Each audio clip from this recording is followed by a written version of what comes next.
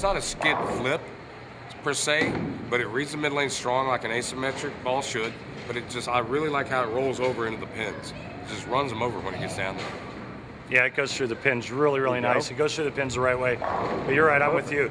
It really chews up in the mid. Yes. But what's amazing is how super clean for an asymmetrical ball it is through the front part of the lane. So with that, me being a guy that kind of rolls it a bit, I can still maintain and retain enough energy to get that ball to go through the pins the right way. Yeah, but I really like the way it chews up in the mids. Yes, but a lot of times people don't like asymmetric cores because when they move in, the ball quits. Right. It reads the mid lane strong, but it quits. And you've moved in and hooked it and done just about everything you wanted to do, and it still continues down lane. Yeah, and if it starts to go a little bit, I just keep chasing it in, and I haven't run out of lane yet. And I'm standing now on like 39. I still have about 6 or 7 more left to go before I have to dodge the ball return. And the ball is showing no resemblance of a ball that's losing any energy. Correct. So it looks phenomenal from start to finish. Let's talk just a little bit about just pin carry, what we were seeing as far as the pins moving around. What did you notice about his pin carry? Well, what I'd like to say is because it's so good off his hand now, every time it strikes. But to me, I just really like how, because to me, when a ball reads the mid lane strong and it still continues, it goes through the pins extremely well. And that's been the secret of all time to me, to get your ball read soon enough, but it still has to continue down lane. And if it does that, you slap the tins, you rip the racks, you get all the off hits. And that's what this ball is doing. Yeah, I've thrown like 30 shots and I've left 2 10 pins and that's it. Correct. So I've got 28 out of 30 without exaggeration. And so you're right, Del. I mean, you got to get it to true up soon enough, not early.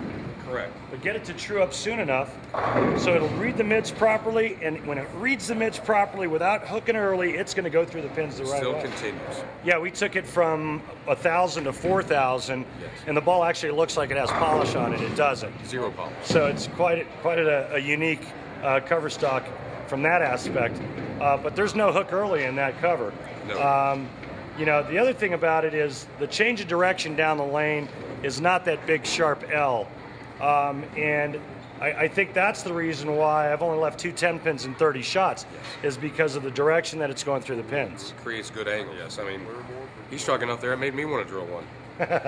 You better get one in your hands quick. Yes. It's definitely a great ball for your average league bowlers, your high average league bowlers. Obviously, I made it look pretty good, or maybe I should say the ball made me look pretty good.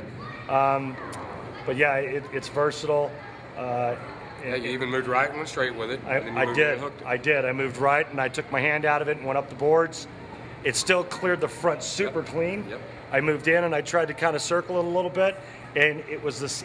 For me, it just kind of went through the front part of the lane the same way every time, no matter what I did with my hand. Yes. And we're kind of on a high friction surface too. Right.